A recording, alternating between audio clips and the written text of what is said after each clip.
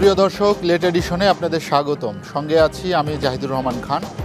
আজ আলোচনার বিষয় করোনা ভ্যাকসিন কি কাজে আসবে। দর্শক, আজ আলোচনার জন্য আমার সঙ্গে ভার্চুয়ালি যোগ দিচ্ছেন বিশ্ব স্বাস্থ্য সংস্থার সাবেক উপদেষ্টা অধ্যাপক ডাক্তার মুজাহিরুল হক, এবং আমার সঙ্গে এই স্টুডিওতে আছেন দুজন নর্থ সাউথ ইউনিভার্সিটির school of health and life সায়েন্সের ডিন অধ্যাপক ডক্টর হাসান মাহমুদ রেজা এবং বাংলাদেশ ডক্টরস ফাউন্ডেশনের মহাসচিব ডাক্তার শাহ মোহাম্মদ জাকির সুমন। আপনাদের দুজনকে আমাদের স্টুডিওতে স্বাগত জানাচ্ছি। আলোচনার শুরুতেই আমি ডাক্তার শাহ মোহাম্মদ জাকির সুমন আপনার কাছে যেতে চাই। আমরা দেখলাম যে আমরা করোনা ভ্যাকসিনের কার্যকারিতা নিয়ে যদিও আমরা আলোচনার বিষয়বস্তু রেখেছি, কিন্তু আমরা দেখলাম যে বাংলাদেশে করোনা রোগীর সংখ্যা একসময় অনেক কম ছিল, এখন আবার সেটি বাড়ছে এবং অনেকটা আশঙ্কাজনক যারা ক্রিটিক্যাল রোগীর সংখ্যা বাড়ছে। তো এই মুহূর্তে আসলে কি আমরা বলতে পারি যে আমাদের করোনা, আমরা অনেক সময় আলোচনা করেছি যে করোনা আমাদের নিয়ন্ত্রণে চলে এসেছে, করোনার গতি প্রকৃতি নিয়ন্ত্রণের পথে, আসলে কি বাস্তব অবস্থা কি সেরকম? না, এখনকার বর্তমান যে বাস্তবতা আসলে সেখানে হ্যাঁ, আমরা যদি পরীক্ষার রেজাল্টের ভিত্তিতে যদি বলতে চাই তাহলে সংক্রমণের হারটা কমে যাচ্ছে। আমাদের বঙ্গবন্ধু শেখ মুজিব মেডিকেল বিশ্ববিদ্যালয়ে প্রথম দিকে যখন পরীক্ষা হতো, সেই পরীক্ষার যদি রেজাল্টের কথা বলি 20% বা 25% পর্যন্ত পজিটিভ আসতো। এখন কিন্তু সেখানে আমাদের সেটা 25 বা 20 থেকে কিন্তু এখন সেটা আমাদের এখানে 10%, 11% বা 9%-এ কিন্তু সংক্রমণের যে হারটা আমাদের ওখানে যে পরীক্ষাগুলো হচ্ছে করোনা পরীক্ষা, সেখান থেকে কিন্তু আমরা পাচ্ছি। তাহলে বোঝা যাচ্ছে যে আসলে সংক্রমণের হারটা কমে আসতেছে। তারপরও কেন মৃত্যুর হারটা বিগত সময়ের চেয়ে বেড়ে যাচ্ছে, মনে হচ্ছে বেড়ে যাচ্ছে? কারণটা হলো যে আসলে, এবং বঙ্গবন্ধু শেখ মুজিব মেডিকেল বিশ্ববিদ্যালয়ের কথাই যদি ধরি আমি, সেখানে কিন্তু আমাদের যে করোনা ইউনিট আছে, সেই করোনা ইউনিটে কিন্তু রোগী ভর্তির চাপ বেড়ে গেছে, সংখ্যা বেড়ে গেছে, আমরা বেড দিতে পারতেছি না। কারণটা হলো যে আসলে দুইটা বিষয় আছে এখানে। হলো বঙ্গবন্ধু শেখ মুজিব মেডিকেল বিশ্ববিদ্যালয় করোনা রোগীদের চিকিৎসার ক্ষেত্রে সরকারিভাবে যে ব্যবস্থাপনা নিয়েছে, সবচাইতে ভালো ব্যবস্থাপনা সেটা সেখানে ইনশিওর করেছেন, এবং বিশ্ববিদ্যালয়ের যে বিশেষজ্ঞ প্যানেল দিয়ে প্রতিনিয়ত সেই জিনিসগুলো মনিটরিং করা হচ্ছে। সেখানে 2 বেলা বিশেষজ্ঞ চিকিৎসকরা সকাল বিকাল রাউন্ড দেন এবং প্রতিনিয়ত প্রতিটা রোগীর ব্যাপারে যে এক্সপার্ট কমিটি আছে তাদেরকে প্রতিনিয়ত আপডেটগুলো দেওয়া হয়। এটা একটা চিকিৎসার দিক থেকে। আর একটা বিষয় হলো যে বিষয়গুলো, যে রোগীগুলো খারাপ হয়ে যাচ্ছে, সেই রোগীগুলো আসলে খুব তাড়াতাড়ি ডিটেরিয়েট করে যাচ্ছে, বা সেই রোগীগুলোকে বাসায় রেখে ম্যানেজমেন্ট দেওয়ার পর্যায়ে তারা থাকতেছেন না, হয়তো অক্সিজেন স্যাচুরেশন ফল করে যাচ্ছে, শ্বাসকষ্ট হচ্ছে, ফলশ্রুতিতে তারা কিন্তু হাসপাতালে এসে ভর্তি হচ্ছেন। এতে হয়ে গেছে কি, তাদের চয়েসের জায়গাটা থাকতেছে হয়তো বঙ্গবন্ধু শেখ মুজিব মেডিকেল বিশ্ববিদ্যালয়, সেটা একটা আমাদের এখানে একটা বার্ডেন বা লোডটা মানে বেশি হওয়ার একটা কারণ। এবং যে রোগীগুলো আসলে খারাপ হয়ে যাচ্ছে, এখানে ওয়ার্ল্ড ওয়াইড কিন্তু 1% রোগী কিন্তু ক্রিটিক্যালি সিভিয়ার সিমটম উপসর্গ দেখা দিচ্ছে, অথবা তারা ক্রিটিক্যালি ইল হচ্ছে। সেই পেশেন্টগুলোকে বাঁচানোর ক্ষেত্রে প্রথম থেকে এখন পর্যন্ত আমাদের হাতে কার্যকরী কোনো অস্ত্র চিকিৎসা আমাদের হাতে এখন পর্যন্ত নেই। ফলশ্রুতিতে সেই রোগীগুলো কিন্তু আমাদেরকে সেই জীবনগুলো চলে যাচ্ছে। হ্যাঁ, যে আজকে গতকালকে যে রোগীগুলো মারা গেলেন, তারা কি গতকালকে ডায়াগনোসিস হয়ে মারা গেছেন? তা কিন্তু না। তারা হয়তো 5 দিন, 7 দিন, 10 দিন আগে থেকেই তারা হাসপাতালে ভর্তি হয়ে মৃত্যুর সঙ্গে পাঞ্জা লড়তেছিলেন। হয়তো গতকালকে তারা হয়তো পৃথিবী ছেড়ে চলে গেছেন। সেটা আমাদের জন্য দুঃখজনক। আমরা চাই না একজন জীবনও চলে যাক বিনা চিকিৎসায় বা এভাবে। সেই দিক থেকে আসলে এই জন্য এই পরিস্থিতিতে আসলে সংক্রমণের হার কমে যাচ্ছে, এটা মোটামুটি আমরা বলতেই পারি। তবে যে রোগীগুলো চিকিৎসা প্রয়োজন বা যে রোগীগুলো খারাপ হচ্ছে, সেই রোগীগুলোকে বাঁচানোর জন্য আসলে আমাদের হাতে এখন পর্যন্ত কোনো অস্ত্র নেই। তার মানে কি এটাই দুঃখের জায়গা। হাসপাতালে যারা গুরুতর অসুস্থ হচ্ছে তারা হাসপাতালে আসছে, কিন্তু সরকার যে নীতি নিয়েছিল যে আমরা কিছু কোভিড-19 হসপিটাল বা ডেডিকেটেড যে হাসপাতাল সেগুলো কমিয়ে আনার ক্ষেত্রে, সেই সিদ্ধান্ত থেকে কি আবার ফিরে আসতে হবে যে আমাদের হাসপাতালের শয্যা সংখ্যা সবসময় কোভিডদের জন্য ডেডিকেটেড রাখা প্রয়োজন? না, এখানে আমার একটা অবজারভেশন আছে। অবজারভেশনটা হলো যে আমি একজন বিশেষজ্ঞ চিকিৎসক হিসেবে বঙ্গবন্ধু শেখ মুজিব মেডিকেল করোনা ইউনিটে রাউন্ড দিই, এবং যেহেতু আমাদেরকে করোনা এবং নন কোভিড রুগীদেরকেও দেখতে হয়, বাংলাদেশে কিন্তু নন কোভিড রুগীর সংখ্যা অনেক, এবং বাংলাদেশের সবচেয়ে বড় বড় হাসপাতালগুলো কিন্তু আজকে করোনা রোগীদের জন্য ব্লক হয়ে আছে। ঢাকা মেডিকেল কলেজ হসপিটাল সারা বাংলাদেশের রোগীদের যাওয়ার শেষ জায়গা, যে ওখানে গেলে কখনো কেউ ফিরে আসবে না, কোনো না কোনো চিকিৎসা হবেই, সেটা ফ্লোরে থেকে হোক বেডে থেকে হোক চিকিৎসা হবে, সে জায়গাটা কিন্তু বন্ধ। তারপর হচ্ছে কুর্মিটোলা জেনারেল হসপিটাল, বড় বড় হসপিটালগুলো, মুগদা হসপিটাল, বঙ্গবন্ধু শেখ মুজিব মেডিকেল বিশ্ববিদ্যালয়, এই জায়গায় রোগী শুধু ঢাকার রোগীদের চিকিৎসার জন্য কিন্তু এই প্রতিষ্ঠানগুলো না, এই হাসপাতালগুলো কিন্তু সারা বাংলাদেশের আনাচে কানাচে থেকে শুরু করে সারা বাংলাদেশের 18 কোটি মানুষের কিন্তু চিকিৎসার জায়গা। তাদেরকে যখন উপজেলা হেলথ কমপ্লেক্স, জেলা সদর হসপিটাল বা ওই রিজনের ভালো হাসপাতালে চিকিৎসা দেওয়া সম্ভব হয় না, তারা কিন্তু তখন ঢাকায় চলে আসেন চিকিৎসার জন্য। ঢাকায় এসে তো তাদেরকে আমরা চিকিৎসা দিতে পারতেছি না। আপনি যদি আমার সাবজেক্টের কথাই আমি বলি, যে কিডনি রুগীগুলোর যে বেহাল দশা, ঢাকা মেডিকেলে কিডনি রুগীরা ওইভাবে ডায়ালাইসিস করতে পারতেছেন না। বাংলাদেশে কুর্মিটোলা জেনারেল হসপিটালে ডায়ালাইসিস যে করতে পারতেছেন না। আমরা বঙ্গবন্ধু শেখ মুজিব মেডিকেল বিশ্ববিদ্যালয়ে সচল রেখেছি, কিন্তু আমরা সেখানে হয়তো 20টা বেড, রুগী তো হিউজ, সেই রুগীগুলো আসলে যাবে কোথায়? হ্যাঁ, আমি এখানে সরকারকে একটা সিদ্ধান্তে আসতে হবে, আমি এটার পক্ষেই বলবো যে আমাদেরকে আসলেই ভাগ করে দেওয়া উচিত, যে এই হাসপাতালগুলো করোনার জন্য, এই হাসপাতালগুলো নন করোনা রুগীদের জন্য। না হলে আসলে আমরা নন করোনা রুগীগুলো, যে অবর্ণনীয় ক্যান্সারের রুগী বলেন, হার্ট ফেলিওরের রুগী বলেন, হার্ট অ্যাটাকের রুগী বলেন, কিডনি ফেলিওরের রুগীগুলো বলেন, এই রুগীগুলোকে তো আমরা সার্ভিস দিতে পারতেছি না, তাদেরও তো লাইফ চলে যাচ্ছে। ডাক্তার শ্যাম আহমদ জাকির সুমন, আপনার কাছে আবার আসবো আমরা। ডক্টর হাসান মাহমুদ রেজা, আমরা করোনার গতি প্রকৃতি পরিবর্তনের কথা বলা হচ্ছিল, আপনি নিজেও সেই গবেষণার সাথে যুক্ত ছিলেন, যেটি বিসিএসআইআর তারা এক সংবাদ সম্মেলনে বলেছে 263টির মতো তারা জিনোম সিকোয়েন্স যেটি বিশ্লেষণ করে দেখেছে, এটি পরিবর্তিত হচ্ছে। তো এই পরিবর্তনের হার বাংলাদেশে অনেকটা বেশি, এই আশঙ্কা প্রকাশ করে। সেক্ষেত্রে আসলে ভ্যাকসিনটা কতটা কার্যকর হবে? ভ্যাকসিনকে আসলেই কোনো কাজে আসবে? আচ্ছা, ধন্যবাদ আপনাকে। এটি একটি বড় প্রশ্ন এবং আমরা সবাই এটা নিয়ে ভাবছি। প্রথম থেকে আমরা জানি যে এই ভাইরাসের কিন্তু মিউটেশন হারটা অনেক কম কম্পেয়ার টু আপনি HIV বলেন কিংবা ফ্লু ভাইরাস বলেন তাদের তুলনায়, কিন্তু কম হলেও কম না, এরই মধ্যে এরা মোর দ্যান 12,000 মিউটেশনস এদের হয়ে গেছে এবং world wide more than 90,000 genome sequencing করা হয়েছে এই ভাইরাসের।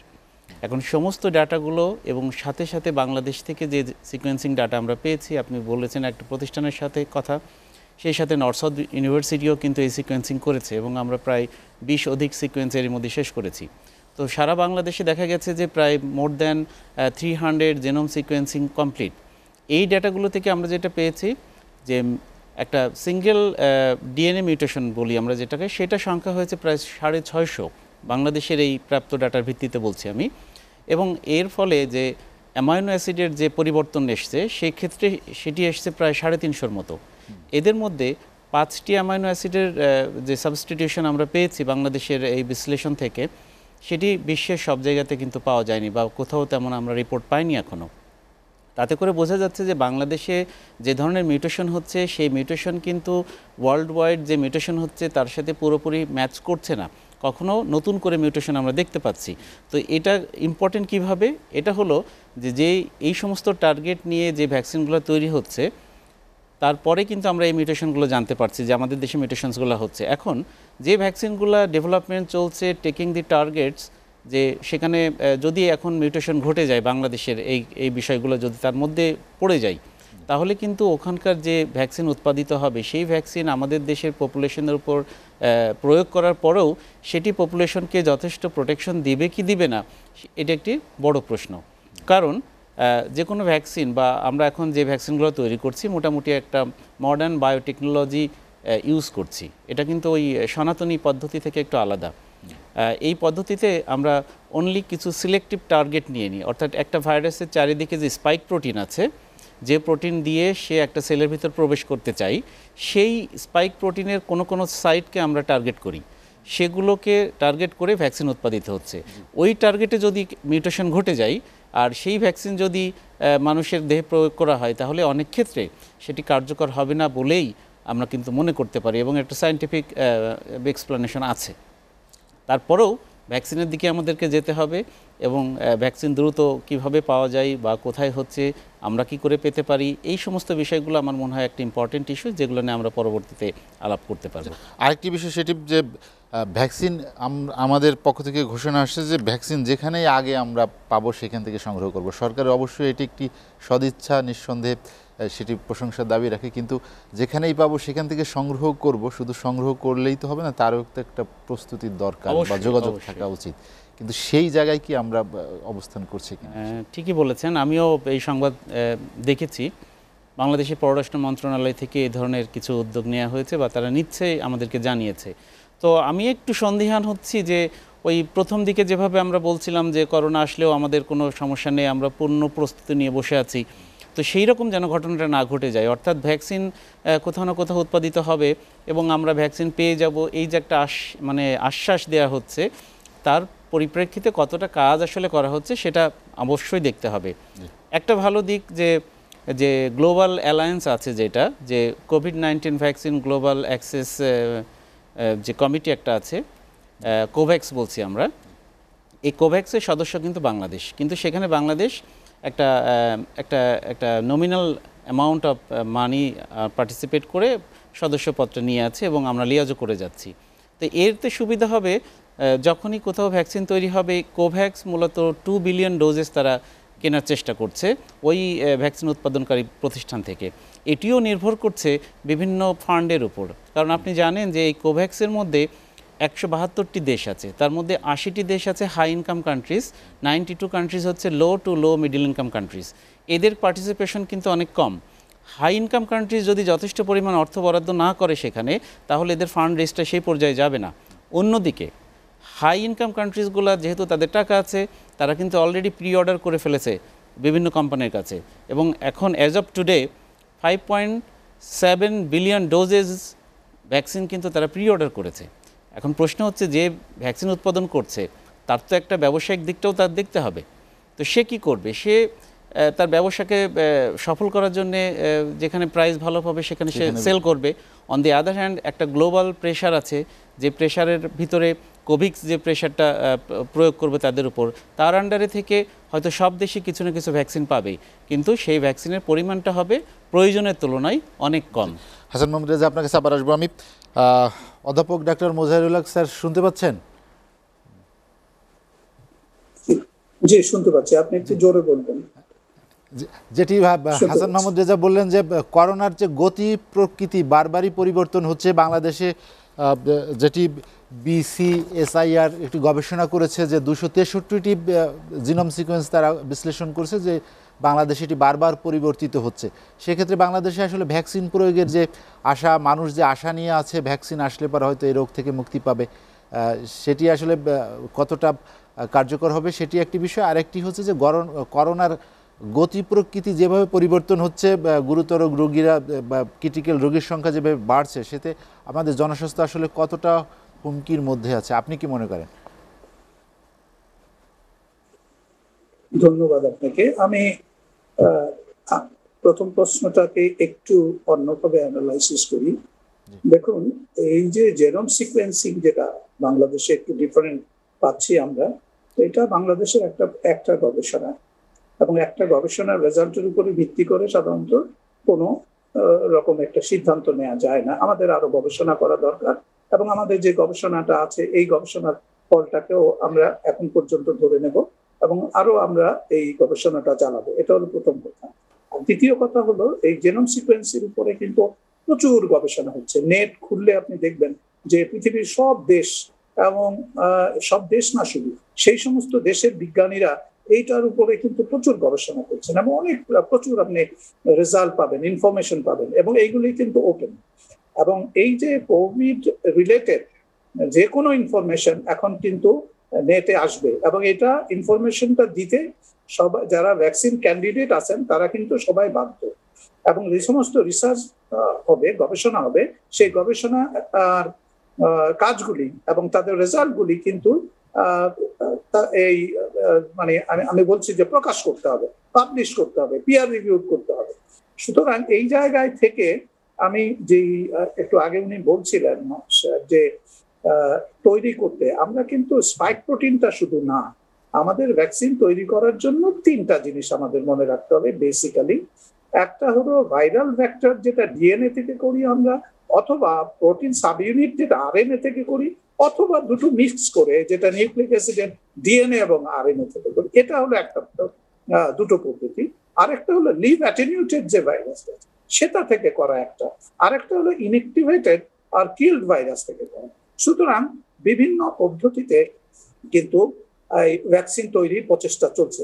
আপনি যদি দেখেন মডার্নার যেই প্রসেসটা নিয়েছে, আপনি কিন্তু চাইনিজদের একটা কোম্পানি যেটা তৈরি করছে এটার সাথে ওটার কিন্তু ভিন্ন প্রযুক্তি ব্যবহার করছে। সুতরাং বিভিন্ন প্রযুক্তিতে এটা তৈরি হচ্ছে। এখন কথা হচ্ছে যেই ভ্যাকসিনটাই তৈরি হোক না কেন, আগে আসুক না কেন, আমাদেরকে যেটা মনে রাখতে হবে যে এই ভ্যাকসিনটাকে অথেন্টিকেট করার জন্য এক বিশেষ একটা গোষ্ঠী বা কমিটি রয়ে গেছে যারা এটাকে স্ট্যান্ডার্ডাইজেশন করে, সেটাকে বলে কোভিড-19 ভ্যাকসিন স্ট্যান্ডার্ডাইজেশন।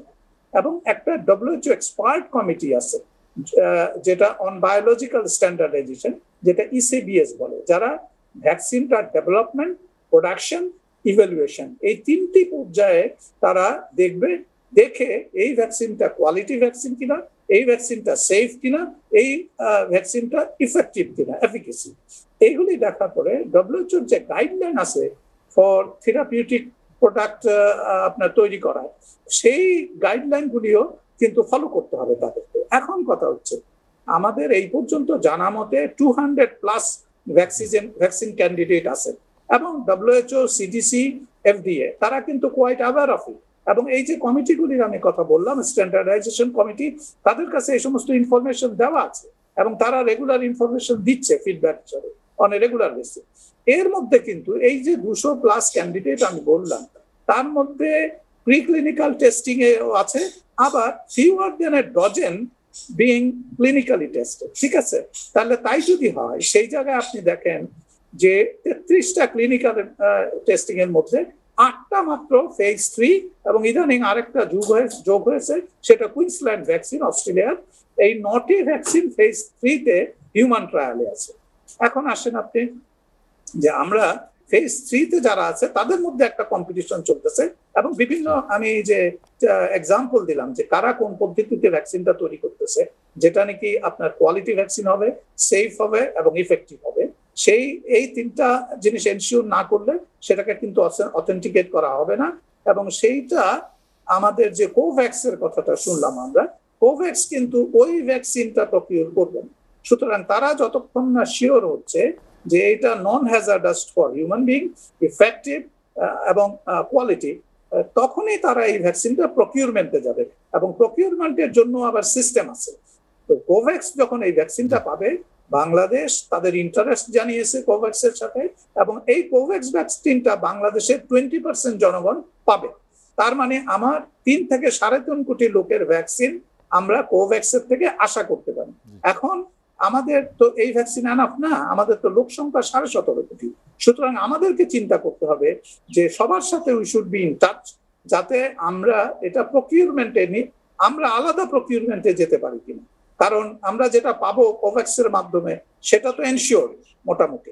তাহলে আমরা আমাদের যে আরো যে ভ্যাকসিন লাগবে সেটার জন্য আমাদের কিছু পলিসি ঠিক করতে হবে। প্রথম পলিসি হলো ভ্যাকসিনটা আমরা যে কিনবো বা আমরা যে পাবো এইটা কাদেরকে দিব। এইখানে দুটো পরামর্শ আছে WHO এর কাছ থেকে। একটা হলো এইটা পাবে হলো যারা ফ্রন্ট লাইন ফাইটার্স, তার মানে হেলথ ওয়ার্কার্সরা পাবে প্রথম। আর প্রথম পাবে কারা, যারা নাকি ভালনারেবল পপুলেশন, তারা হলো সিনিয়র সিটিজেন্স, যাদের কোমরবিডিটি আছে। সুতরাং এই দুটো জিনিস মোটামুটি সিদ্ধান্ত হয়ে আছে কোভ্যাক্সের ভ্যাকসিনটা পাওয়ার ব্যাপারে। আপনি দেখেন ইন্ডিয়া কিন্তু নিজস্ব 8টা ভ্যাকসিনের 2টো ফেজ 3 ট্রায়ালে চলে গেছে আমাদের পাশের দেশে। সুতরাং আমরা অপেক্ষা করতে হবে যতক্ষণ না আমরা স্ট্যান্ডার্ডাইজড একটা ভ্যাকসিন পাই, যেটা এক্সপার্ট কমিটি আলটিমেটলি বলবে এবং কান্ট্রি অ্যাপ্রুভ করবে, পরে it will be licensed for marketing. ততদিন পর্যন্ত আমাদের ভ্যাকসিনের জন্য অপেক্ষা করতে হবে। অধ্যাপক ডক্টর মোজাহিরুল হক, আমরা একটা বিরতি নিয়ে আসবো। দর্শক, লেট এডিশনে নিচ্ছে একটা বিরতি, ফিরবো শীঘ্রই, সঙ্গেই থাকুন।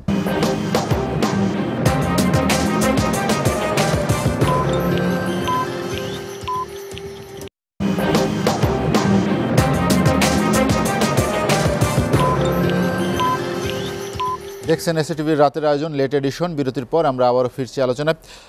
ডাক্তার শাহ মোহাম্মদ জাকির সুমন, আমরা যেটি আলোচনা করছিলাম যে করোনা ভ্যাকসিন কি আসলে কাজে লাগবে কি না, যদি করোনার গতি প্রকৃতি চেঞ্জই হয়ে যায়, কোন ভ্যাকসিন বাংলাদেশের কোন মানুষের জন্য কাজে লাগবে সেটা যেমন বলা যায় না, তেমনি করোনা প্রতিকারে তো চিকিৎসা পদ্ধতি বা চিকিৎসার একটি স্বাস্থ্যবিধি যেটি আমরা বলি বিশ্ব স্বাস্থ্য সংস্থা বেঁধে দিয়েছে। তারপরে একজন চিকিৎসক হিসেবে আপনি যখন চিকিৎসায় যান, তখন এখন যখন চিকিৎসা চলছে, সেক্ষেত্রে আসলে একজন রোগীকে তার কোন পর্যায় থেকে কী ধরনের চিকিৎসা দেন? দেখুন, আসলে প্রথম যদি বলি করোনার যে চিকিৎসা, এখন পর্যন্ত করোনার রোগীর জন্য, করোনা ভাইরাসকে যদি খুব বাংলায় বলি মেরে ফেলার জন্য আমাদের হাতে কোনো ঔষধ নেই। এটা হলো বাস্তবতা। তাহলে আমরা কি চিকিৎসা দিচ্ছি?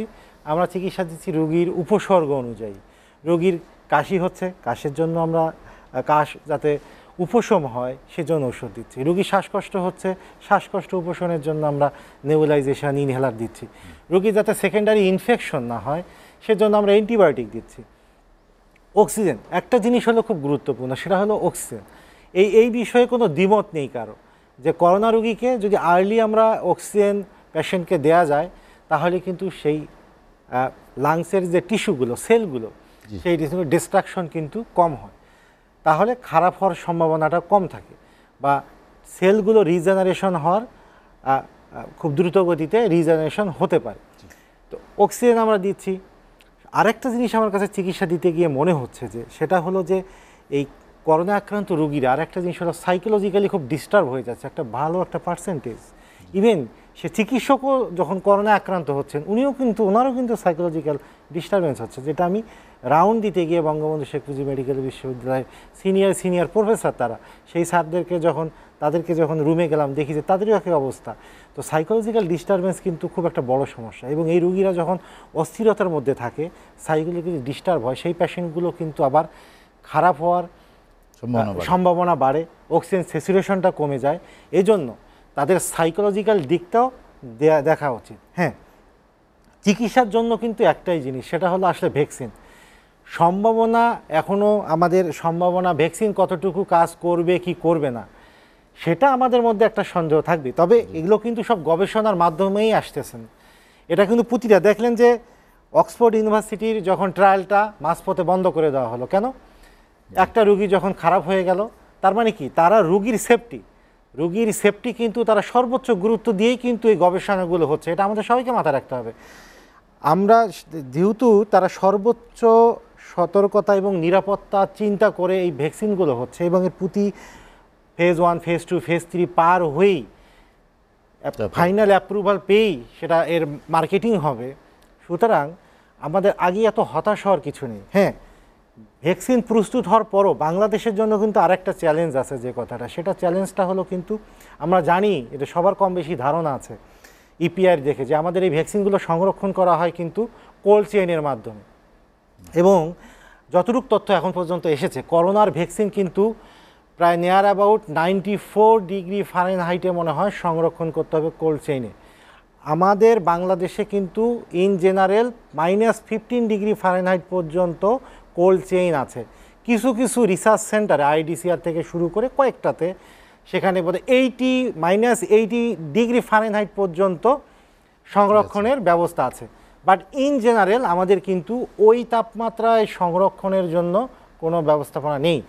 সুতরাং আমাদের সরকার যে কথা বলেছেন, আমার কাছে মনে হয় যে যেখান থেকে পাওয়া যাক, আমাদের কিন্তু এখন শুধু ওটা বললেই হবে না, যেখান থেকে পাওয়া যাক, আমরা সেই ভ্যাকসিনটা কোন মাত্রায় সংরক্ষণ করে রাখতে হবে, কত মাত্রায়, এবং তারা যখন আমাদেরকে বাংলাদেশে সেই ভ্যাকসিন দিবে, এবং তাদের এই ভ্যাকসিনটা সংরক্ষণের যে প্রযুক্তিটা, কোল্ড চেইনটা, সেটা তারা সেখান থেকে আমাদেরকে দিতে পারবেন কিনা, বা আমরা আগে থেকে কিন্তু এটাও যে সব প্রস্তুত আছি তা কিন্তু না, আমি কোন দেশ থেকে ভ্যাকসিন নিচ্ছি, সেই ভ্যাকসিনের ক্রাইটেরিয়া কি, সেই ক্রাইটেরিয়ার জন্য আমার বাংলাদেশ, আমার স্বাস্থ্য মন্ত্রণালয় প্রস্তুত আছেন কি না, সেই জিনিসটাও কিন্তু অবশ্যই ভেবে দেখা উচিত। জি, শাহ মোহাম্মদ জাকির সুমন, আপনার কাছে আবার আসবো আমি।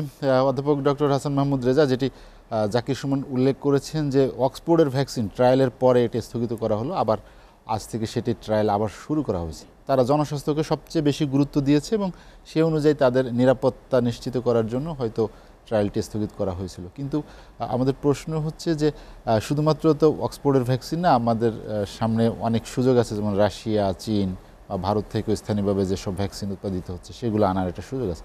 কিন্তু কোন ভ্যাকসিন কোনটা কার্যকর, যেটা বাংলাদেশের জন্য আপনার অভিমতটা কী? ধন্যবাদ। প্রথমে আমি একটু বলি যে অক্সফোর্ড ভ্যাকসিনটা যে মাঝখানে বন্ধ করা হলো, এটা একেবারেই স্বাভাবিক একটা প্রক্রিয়া। যখন ক্লিনিক্যাল ট্রায়াল চলে তখন কিন্তু আমাদের মাথায় থাকে যে ধরনের একটা ঘটনা যদি ঘটে তখন আমাদের কি করতে হবে। ফেজ 1 এবং ফেজ 2-তে আমরা কোনো সমস্যা দেখিনি, কারণ সেখানে স্বল্প সংখ্যক ভলান্টিয়ারের উপর অ্যাপ্লাই করা হয়েছে।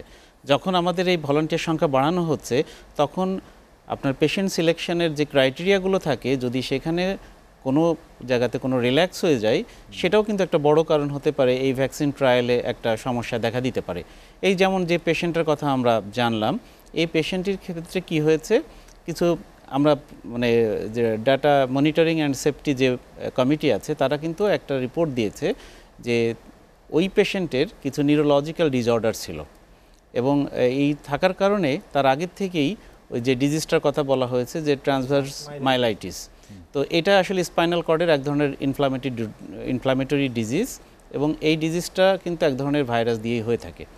তো যেহেতু তার আগের থেকে ছিল এবং এই ট্রিটমেন্ট যখন দেয়া হচ্ছে তখন সেই বিষয়টা একটু অ্যাগ্রাভেট করেছে, তো এটা হতেই পারে। এবং এটা হওয়ার মানে এই না যে ভ্যাকসিনটা খারাপ, আমাদেরকে দেখতে হবে যে ভ্যাকসিনটা সত্যিকার অর্থে এই ধরনের বিরূপ প্রতিক্রিয়া তৈরি করার জন্য সরাসরি দায়ী কি না। যদি দায়ী না হয়ে থাকে তাহলে কিন্তু এই ট্রায়াল আমরা অ্যাজ ইউজুয়াল চালাতে পারি এবং এখানে কোনো মানে ভয়ের কোনো কারণ নেই, ট্রায়াল চলবে। এবং যখন সমস্ত রেজাল্ট আমাদের হাতে আসবে তখন আমরা বিশ্লেষণ করে দেখব যে আসলে কি ঘটেছিল। ভ্যাকসিনের জন্যও কিন্তু এরকম বিরূপ প্রতিক্রিয়া আসতে পারে এবং সেটা কত হাজার পেশেন্টে কতজন আসছে বা কত লাখ পেশেন্টে কতজন আসছে সেটাও আমাদের বিবেচ্য বিষয়। এটা গেল। আরেকটি সেফটির ব্যাপারে আমি বলি, একটা ভালো এগ্রিমেন্টে এসছে এই ভ্যাকসিন উৎপাদনকারী প্রতিষ্ঠানগুলো।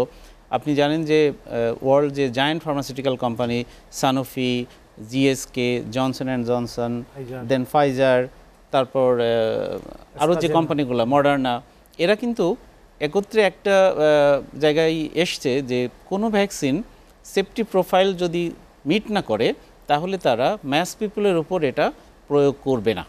তো এই যে একটা ঘোষণা, এটা কিন্তু আমাদেরকে অনেকটাই আশ্বস্ত করে। অর্থাৎ কেউ যদি তড়িঘড়ি করে কোনো শর্টকাট ওয়েতে ভ্যাকসিন তৈরি করে এবং সেই ভ্যাকসিনের সেফটি প্রোফাইলটা যথেষ্ট মেজার না করেই পেশেন্টের উপর দেওয়া হয়, অর্থাৎ ম্যাস পিপলের উপর দেওয়া হয়, সেখানে কিন্তু অনেক ধরনের ডিজাস্টার আসতে পারে, স্বাস্থ্য ঝুঁকি আসতে পারে। তো এই বিষয়গুলো আমাদের যেহেতু আশ্বস্ত করেছে, আমরা একটা সান্ত্বনার বা একটা ভালো জায়গায় খুঁজে পেয়েছি। আর তারপরে একটা কথা আমি বলে রাখতে চাই যে সোফার আমাদের কিছু স্টাডি শো করছে যে SARS-CoV-2 বডিতে যে ধরনের অ্যান্টিবডি তৈরি করছে সেই অ্যান্টিবডির কিন্তু স্থায়িত্বকাল নিয়ে এখন কিছু সন্দেহ এসছে, অর্থাৎ বেশি দিন এরা থাকে না। তাহলে যে ভ্যাকসিনটা দেওয়া হবে সেই ভ্যাকসিনও তো আসলে বডিতে অ্যান্টিবডি তৈরি করবে, সেই অ্যান্টিবডি কতদিন প্রোটেকশন দিবে সেটা আরেকটা কোশ্চেন। এবং যেভাবে এদের মিউটেশনসগুলো চলছে সেই মিউটেশনসগুলো যদি এই গতিতে চলতেই থাকে তাহলে it is not very unlikely, scientifically আমাদেরকে এটা মানতে হবে যে এই ভ্যাকসিন একটা সময় হয়তো নাও কাজ করতে পারে। আবার এখন একটা জিনিস খেয়াল করেন যে WHO কিন্তু এই কোভিড-19 ভ্যাকসিনের বেলায় কিছুটা শিথিলতা অবলম্বন করেছে, অর্থাৎ যেই ভ্যাকসিনগুলো মোটামুটি 50% ইফেক্টিভ বলে মনে হবে, অর্থাৎ 50% পপুলেশনের উপর যেটা কাজ করবে সেই ভ্যাকসিনকে এরা অনুমতি দিবে বলে তারা ঘোষণা দিয়েছে। সুতরাং 50% পেশেন্টের উপর কাজ করার পরেও কিন্তু রেস্ট 50% রয়ে গেল, তাদের অনেকের বডিতেও কিন্তু এটা নাও কাজ করতে পারে। সুতরাং আমাদের সব কিছু একসাথে নিতে হবে, মানে জাস্ট এটা হবে বলে বা ওকে সব কিছু বাদ দিয়ে দেবো সেটা না, আর যে পদ্ধতিগুলো আছে সেগুলোও কিন্তু আমাদের মেনে চলতে হবে। হাসান মাহমুদ রেজা, আপনার কাছে আবার আসবো আমি। অধ্যাপক ডক্টর মুজাহিরুল হক স্যার, শুনতে পাচ্ছেন? জি, শুনতে পাচ্ছি। আচ্ছা, আমরা যেটি আলোচনা করছিলাম যে আমাদের ভ্যাকসিন কি কাজে আসবে কি না, যেটি করোনা, আপনি এর আগেও বলেছেন যে করোনার গতি প্রকৃতি যেভাবে চেঞ্জ হচ্ছে বা পরিবর্তন হচ্ছে সেটি একটি পরীক্ষার একটি অংশ মাত্র। আমরা যদি যে প্রক্রিয়ায় ভ্যাকসিন সংগ্রহ করা হবে আমাদের জনসংখ্যার তুলনায় সেটি আসলে যদি অপ্রতুল হয় তাহলে এই বিশাল জনগোষ্ঠীকে রক্ষায় বা জনগোষ্ঠীর কাছে ভ্যাকসিন পৌঁছে দেওয়ার ক্ষেত্রে সরকারের আসলে আর কি করণীয় আছে?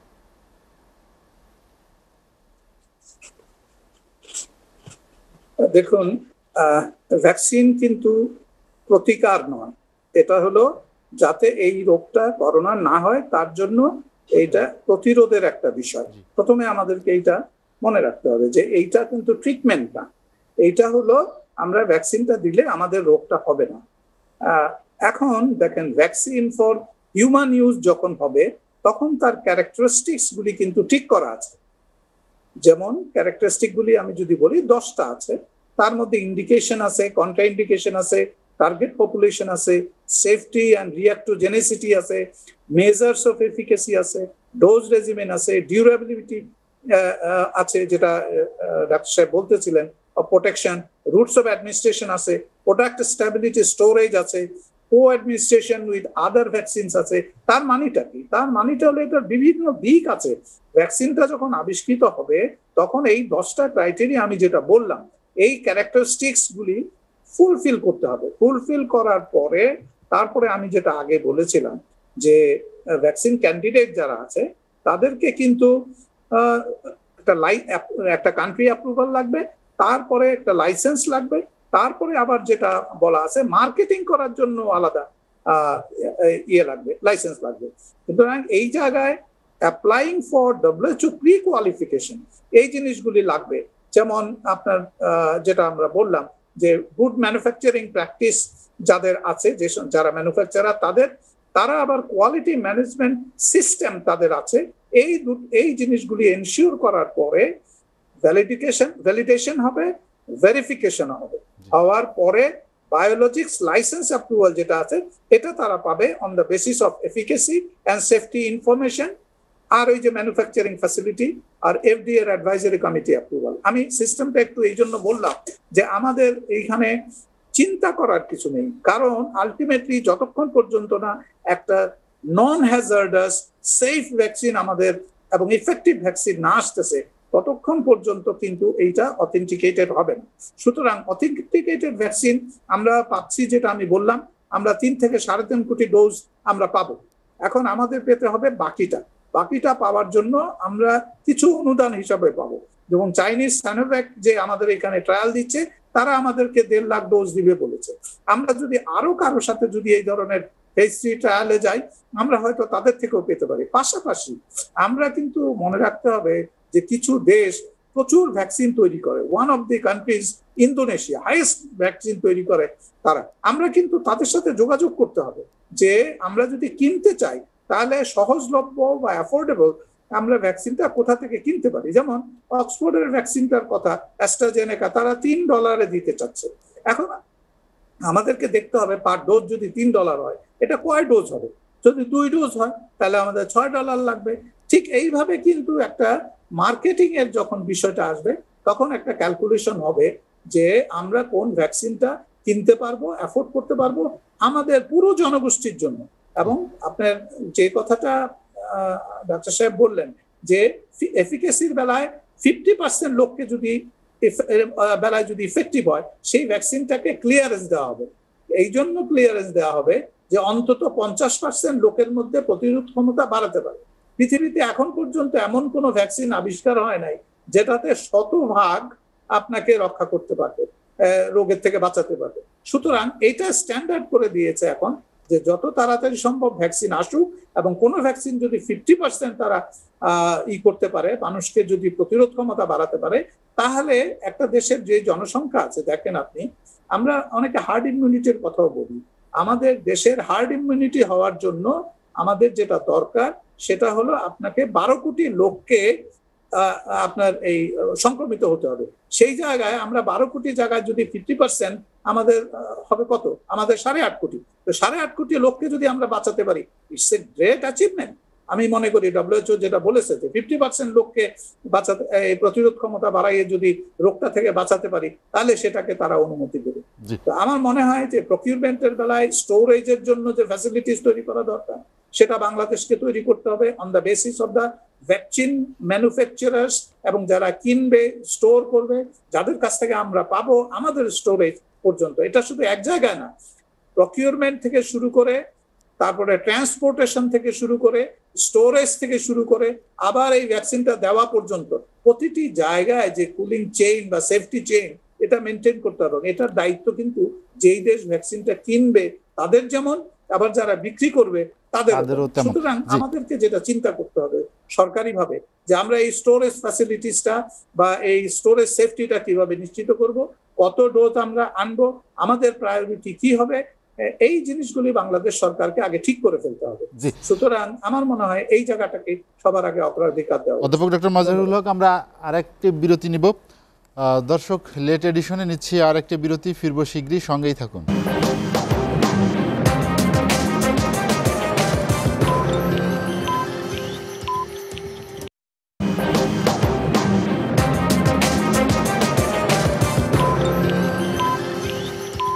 দেখছেন এসএটিভির রাতের আয়োজন লেট এডিশন। বিরতির পর আমরা আবারও ফিরছি আলোচনায়। ডাক্তার শাহ মোহাম্মদ জাকির সুমন, আমরা যেটি আলোচনা করছিলাম করোনা ভ্যাকসিন নিয়ে, করোনা ভ্যাকসিনের কার্যকারিতা বাংলাদেশে কতটুকুন হবে। আপনি জানেন যে বাংলাদেশে চায়না বা চীনের একটি ভ্যাকসিনের ট্রায়াল শুরু হয়েছে। আসলে আমাদেরকে পর্যাপ্ত ট্রায়ালের জন্য যে অবকাঠামোর সুযোগ দরকার, আপনি যেটি এর আগে উল্লেখ করেছেন, ভ্যাকসিন রাখার জন্য যে তাপমাত্রা প্রয়োজন বা যেভাবে সংরক্ষণ করা দরকার, সব মিলিয়ে বাংলাদেশে যদি ভ্যাকসিনের শুধু একটি কোম্পানির ভ্যাকসিনের ট্রায়াল শেষ করা হয়, সেই ক্ষেত্রে সময়ের যে তারতম্য হবে, তাতে অন্য দেশের ভ্যাকসিনগুলো যদি তাদের ট্রায়াল শুরু করে, তাতে তো করোনার একটি ব্যাপ্তি থাকে, যেটি হাসান মাহমুদ বললেন যে একটি ব্যাপ্তি থাকে। ওই ব্যাপ্তির সময়ের মধ্যে ট্রায়ালই যদি আমাদের চলে, ভ্যাকসিন পেতে কত সময় লাগবে তাহলে? না, এটা তো আসলে আমরা একটু দেরি করে ফেলেছি আমার কাছে মনে হয়। প্রথম থেকে যদি আমরা নেগোসিয়েশনে যেতাম বেশ কয়েকটা দেশের সঙ্গে, বিশেষ করে যে কোম্পানিগুলো প্রথম থেকেই করোনার ভ্যাকসিন আবিষ্কারের ব্যাপারে গ্রিন সিগন্যাল দিচ্ছিল, আমরা অক্সফোর্ডের সঙ্গে করতে পারতাম, আমরা তো চাইনিজ রাশিয়ার সঙ্গে করতে পারতাম, সমস্যা নেই তো। আমাদের এখানে বাংলাদেশে পৃথিবীর অনেক দেশ, আমাদের কাছে এই তথ্যগুলো নেই যে পৃথিবীর বিভিন্ন দেশ কিন্তু আমাদের এখানে উন্নত বিশ্বের দেশগুলো রিসার্চ বাংলাদেশে করতে চায়। কেন? কারণ আমাদের এখানে কেস বা স্টাডি পিপল যাদেরকে বলি আমরা, তাদেরকে তো কেস বলি। এখানে আমাদের হিউজ রুগীর ক্ষেত্রে বলি, চিকিৎসা বিজ্ঞানের ক্ষেত্রে বলে প্রচুর হিউজ রুগী। বিদেশে তো লোক সংখ্যা কম, তারা কেস পাবে কোথায়? আমাদের এখানে আমাদের একটাই সম্পদ, সেটা হলো যে আমরা রুগী হিসেবেও আমরা সম্পদ তখনই যখন আমি রিসার্চটা করতে দিচ্ছি। তারা আমরা মনে করি বাংলাদেশকে গিনিপিক না, সময়ের প্রয়োজনে আসলে কাউকে না কাউকে তো স্যাক্রিফাইস করতে হয়, না হলে তো আজকে বিশ্ব এই পর্যায়ে আসতো না, জ্ঞান বিজ্ঞানের এই উন্নতি তো সাধিত হতো না। মানুষের সময়ের ধারাবাহিকতায়, মানুষের ত্যাগের বিনিময়ে তো আজকে এই জ্ঞান বিজ্ঞানের উৎকর্ষ সাধিত হয়েছে। সেদিক থেকে আমার কাছে মনে হয় ICDDRB যে চীনের কোম্পানি, এবং সেখানেও কিন্তু সময় নিয়েছে, এবং আসলে শেষ পর্যন্ত মাননীয় প্রধানমন্ত্রীকেই কিন্তু সিদ্ধান্ত দিতে হয়েছে, যিনি এখন পর্যন্ত প্রথম থেকে শেষ পর্যন্ত বাংলাদেশ সরকারের মাননীয় প্রধানমন্ত্রী, এবং স্বাস্থ্য মন্ত্রণালয়ে উনি দায়িত্ব প্রত্যক্ষভাবে পালন করে চলেছেন, এবং শেষ পর্যন্ত ওনাকেই সিদ্ধান্ত দিতে হয়েছে ভ্যাকসিনের ট্রায়াল শুরু করার জন্য। আমরা যদি আরও কয়েকটা কোম্পানির সঙ্গে ট্রায়ালগুলো প্যারালালি চলতো, একই সময়ে চলতো, তাহলে সময় কম লাগতো, এবং ট্রায়াল পরবর্তী যে রেজাল্ট আসতো সেই রেজাল্টটাও কিন্তু একই সময়ে পাবলিশড হতো, এবং কম্পেয়ার অ্যান্ড কন্ট্রাস্ট করার কিন্তু সুযোগ তৈরি হতো। তাহলেও আমাদের কিন্তু একটা ধারণা হতো which is better. G sir. Doctor Shah Mohammad Zakir Suman, আপনাকে অসংখ্য ধন্যবাদ আলোচনায় যোগ দেওয়ার জন্য। আমাদের হাতে সময় কম থাকার কারণে আর সামনে আলোচনা বাড়াতে পারছি না। অধ্যাপক ডক্টর হাসান মাহমুদ রেজা, যেটি আমরা একদম এক কথায় যদি বলি যে ট্রায়ালে ভ্যাকসিন কার্যকারিতার ক্ষেত্রে ট্রায়ালের গুরুত্ব কতটা, বা ট্রায়াল ছাড়া আনলে সেই ভ্যাকসিনের কার্যকারিতা কতটুকু, এই দুটি বিষয় যদি। নিঃসন্দেহে ভ্যাকসিনের ট্রায়াল হওয়ার দরকার, এবং সেই ট্রায়ালটা যদি বাংলাদেশে হয়, তাহলে কোনো দেশের সাথে বা কোনো ভ্যাকসিন কেনার আগে যদি আমরা আগে জেনে নিতে পারি যে ওই কোম্পানির উৎপাদিত ভ্যাকসিন বাংলাদেশি পপুলেশনের উপর ভালো কাজ করছে, তাহলে কিন্তু আমরা একেবারে অনেকটাই নিশ্চিত যে আমরা সেটা প্রকিওর করব এবং সেটা জনগণের কাজে লাগবে। সুতরাং ভ্যাকসিন ট্রায়াল হওয়া উচিত। এই সাইনোভ্যাকের ভ্যাকসিনটা ট্রায়াল হতে হতে অনেকটা সময় পার হয়ে গেছে। আমি মনে করি সাইনোভ্যাক না, অক্সফোর্ডের ভ্যাকসিন, মডার্নার ভ্যাকসিন, ফাইজারের ভ্যাকসিন, আমাদের এখন নেগোশিয়েট করা উচিত যে আমাদের দেশে যেন আরও বেশি ভ্যাকসিন ট্রায়াল হয়। কারণ কি, আপনি আমাদের দেশে এখনও, ডক্টর সুমন ঠিকই বলেছেন যে আমাদের দেশে এখনও পেশেন্ট আছে। আপনি জানেন যে উহানে যে পেশেন্ট যখন দ্রুত বাড়লো এবং দ্রুতই কম হয়ে গেল, ফলে তারা অনেক ট্রায়াল কিন্তু হাতে নিয়েছিল, কিছু ড্রাগ ট্রায়ালের, যেগুলো তারা শেষ করতে পারেনি, কারণ তারা সেই ক্রিটিক্যাল পেশেন্ট আর পায় নাই। তো আমাদের দেশে যেহেতু এখনও পেশেন্ট আছে, বিভিন্ন গ্রেডের পেশেন্ট আছে, সিমটোম্যাটিক, নন সিমটোম্যাটিক, দেন আপনার হচ্ছে এখন কোভিড-19-এর কিন্তু 6টা টাইপস আছে এই ডিজিজের সিভিয়ারিটি অনুযায়ী। তো সব ধরনের পেশেন্টই এখন বাংলাদেশে আছে। সুতরাং আমাদের দেশে যদি আরও বেশি ট্রায়াল হয় তাহলে রেজাল্টটা জানতে পারবো। সাথে সাথে আরেকটা জিনিস করতে পারি যে ওই সমস্ত দেশের সাথে আমরা একটা নেগোসিয়েশনে যেতে পারি, একটা ডিসকাউন্টেড প্রাইসে পেতে পারি, কিছু আমরা গিফট হিসেবে পেতে পারি। এবং আরেকটা কাজ করতে পারি যে বাংলাদেশে কেন এখনও সেইভাবে যাচ্ছে না আমি ঠিক বুঝতে পারছি না, যে এরই মধ্যে কিন্তু বাংলাদেশে কিন্তু ভ্যাকসিন তৈরির যে ফ্যাসিলিটিস সেটাও কিন্তু আমরা ডেভেলপ করতে পারতাম। আপনি জানেন যে AstraZeneca they have built the new manufacturing plant. চায়নার সাইনোভ্যাক তারা রিসেন্টলি তাদের এই ম্যানুফ্যাকচারিং ক্যাপাসিটি এক্সপ্যান্ড করে তারা ইয়ারলি 300 মিলিয়ন ডোজেস তৈরি করতে পারবে, শুধু একটা কোম্পানি, সেটা তারা কিছুদিন আগে ঘোষণা দিয়েছে। তো বাংলাদেশও কিন্তু এই কাজে যেতে পারতো, সামহাও আমরা যেতে পারিনি। আশা করি আগামী দিনগুলোতে আমাদের রিসার্চ এই সাইডটাতে আমরা আরও বেশি মনোযোগী হব এবং আমরা আরও বেশি কাজ করব। তবে যদি টেকনোলজি ট্রান্সফার করে বাংলাদেশের কোনো ফার্মাসিউটিক্যাল কোম্পানিতে এটা করা যেত, অ্যাটলিস্ট 2-1টি ফার্মাসিউটিক্যাল কোম্পানির কিছুটা সক্ষমতা আছে আমি জানি, তাদের সাথে একটা নেগোসিয়েশন করে টেকনোলজি ট্রান্সফার করতে পারলে কি হতো, বাংলাদেশের প্রয়োজন অনুযায়ী আমরা বেশি বেশি ভ্যাকসিন এখানে উৎপাদন করতে পারতাম, প্রাইসটা হাতের নাগালে থাকতো এবং আমাদের সংরক্ষণে যে বিষয়টা বলছেন সেটিও আমরা সুন্দরভাবে ম্যানেজ করতে পারতাম। অধ্যাপক ডক্টর হাসান মাহমুদ রেজা, আপনাকে অসংখ্য ধন্যবাদ আমাদের সঙ্গে আলোচনায় যোগ দেওয়ার জন্য। অধ্যাপক ডক্টর মুজাহিরুল হক স্যার, যেটি আলোচনা করছিলাম যে বাংলাদেশে পর্যাপ্ত সুযোগ থাকা সত্ত্বেও আমরা ভ্যাকসিন ট্রায়ালের ক্ষেত্রে কেন পিছিয়ে আছি, কেন সবগুলো কোম্পানির ভ্যাকসিন আমরা ট্রায়ালে যেতে পারিনি বা আমরা দেরি হলো কেন আমাদের ট্রায়ালের ক্ষেত্রে? ধন্যবাদ আপনাকে। দেখুন, আমরা এই পর্যন্ত আমি যে 9টি ভ্যাকসিনের কথা বলেছি যারা থার্ড ফেজে আছে, তার মধ্যে 4টা ভ্যাকসিনই কিন্তু চায়না। আমরা কিন্তু মাত্র একটা ভ্যাকসিনের কথা নামটা সবাই বলছি, সেটা হলো সিনোভ্যাক। এবং সিনোভ্যাকটা একটা বেজিং বেসড কোম্পানি এবং তারা এই ভ্যাকসিনটা তৈরি করছে এবং এইটা ট্রায়াল চলছে ফেজ 3 ইন্দোনেশিয়া, ব্রাজিল এবং আমাদের এই বাংলাদেশেও চলছে। তার মানে এইটা অলরেডি ট্রায়াল চলছে। এছাড়া দেখেন ক্যানসিনো নামে আরেকটা ভ্যাকসিন, সেটা রাশিয়াতে তারা কিন্তু এটা থার্ড ফেজে করছে, ট্রায়াল দিচ্ছে, পাকিস্তানে দিচ্ছে, সৌদি আরবে দিচ্ছে এবং ব্রাজিল, মেক্সিকো, চিলি এ সমস্ত জায়গায়ও তারা কিন্তু থার্ড ফেজে ট্রায়াল দিচ্ছে। দ্যাট ইজ ক্যানসিনো, এটাও চাইনিজ ভ্যাকসিন। আর চাইনিজ CNBG-র 2টা ভ্যাকসিন আছে।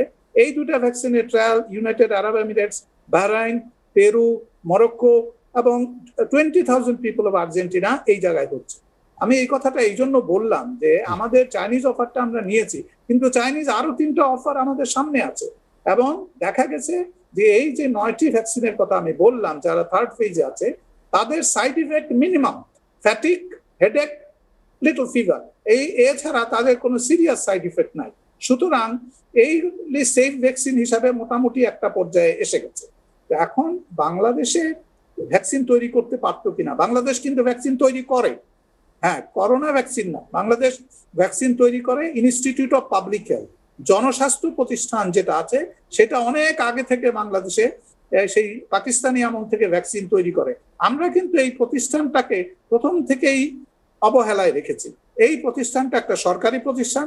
এই ভ্যাকসিন প্রডিউসিং যে প্রতিষ্ঠানটা, এই প্রতিষ্ঠানটাকে যদি আমরা গবেষণার কাজে ব্যবহার করতে পারতাম, এই প্রতিষ্ঠান যদি উন্নত প্রযুক্তি এনে আজকে আপডেটেড রাখতে পারতাম বা এখনো যদি করি, তাহলে অবশ্যই বাংলাদেশ ম্যানুফ্যাকচারিং কোম্পানির কাছে তো অবশ্যই যাবে, কিন্তু সরকারি একটা প্রতিষ্ঠান ইনস্টিটিউট অফ পাবলিক হেলথ, তাকে আমরা যদি আজকে মানসম্মত একটা ভ্যাকসিন তৈরির প্রতিষ্ঠান করতে পারে, এটা তো অলরেডি ভ্যাকসিন তৈরি করে, এখনো করছে, আজও করছে।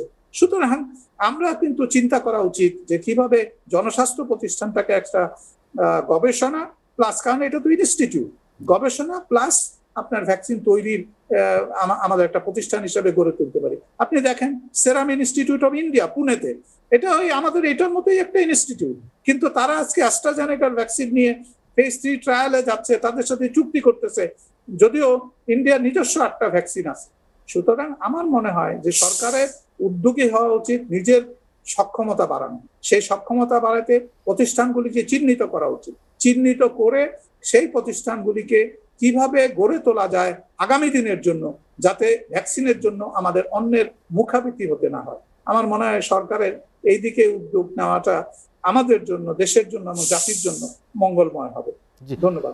অধ্যাপক ডক্টর মুজাহিরুল হক, আমাদের আলোচনা শেষ করতে হচ্ছে, হাতের সময় আপনাকে অসংখ্য ধন্যবাদ আমাদের সঙ্গে আলোচনা যোগ দেওয়ার জন্য। অধ্যাপক ডক্টর হাসান মাহমুদ রেজা এবং ডক্টর শাহ মোহাম্মদ জাকির সুমন, আপনাদেরকে অসংখ্য ধন্যবাদ। দর্শক জানিয়ে রাখি, লেট এডিশন পুনঃপ্রচার হয় সকাল ৮টায়। আজ এ পর্যন্তই। ভালো থাকুন, সুস্থ থাকুন, এসিটিভির সঙ্গেই থাকুন।